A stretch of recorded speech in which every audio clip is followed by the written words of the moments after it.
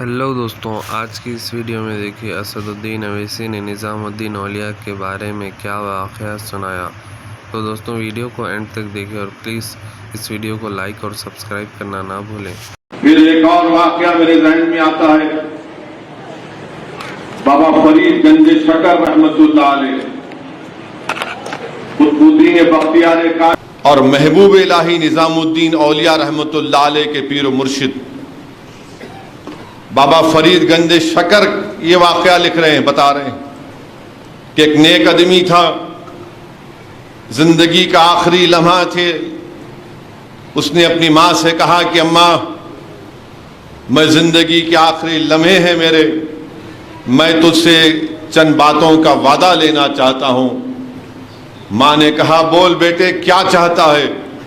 تو بیٹے نے عرض کیا اماں جان، جب میں مر جاؤں گا نا تو میری لاش کے گلے میں رسی ڈال کر اس کو محلے میں لے کر پھرنا اور کہنا کہ اللہ کا گناہگار بندہ تھا، اور رات میں میری تدفین کرنا، کیونکہ میں نہیں چاہتا کہ لوگ مجھے دیکھے گناہگار کو کہ میری تدفین ہو رہی ہے۔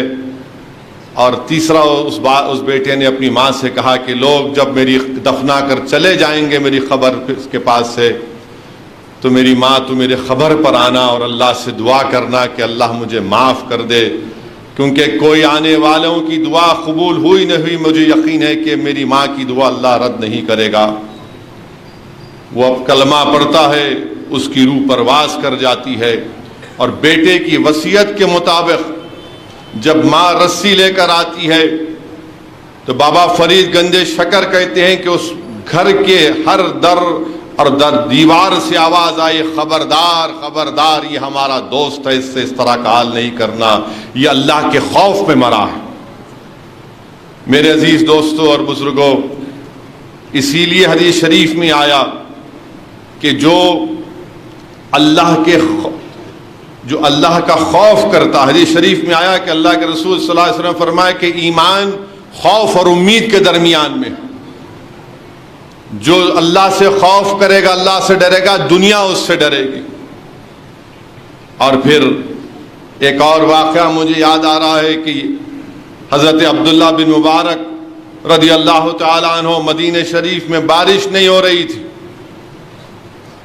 تو سب لوگ باہر نکلے نماز پڑھنے کے لیے، نماز استسقاء کہتی ہیں، اور حضرت عبداللہ بن مبارک دیکھتے ہیں کہ کالے رنگ کا شخص ہے، کمزور ہے، نحیف ہے۔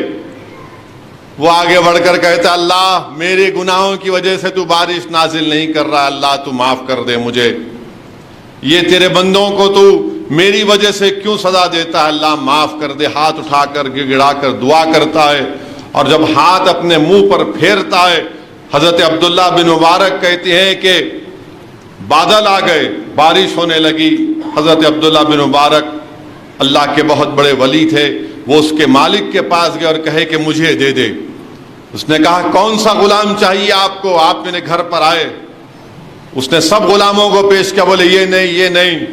جب یہ شخص آیا تو بولے یہ تو کمزور ہے، نحیف ہے، بولے نہیں مجھے اس کو دے دے۔ وہ اس کو لے لیے۔ اس کے بعد اس نے کہا کہ آخر آپ مجھے کیوں چنے؟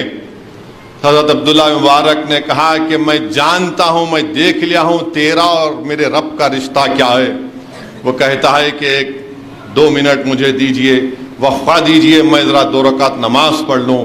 وہ نماز پڑھتا ہے، اور نماز پڑھنے کے بعد دعا کرتا ہے اللہ یہ راز فاش ہو گیا، اللہ یہ راز فاش ہو گیا، اللہ یہ راز فاش ہو گیا، تو مجھے اس دنیا سے اٹھا لے۔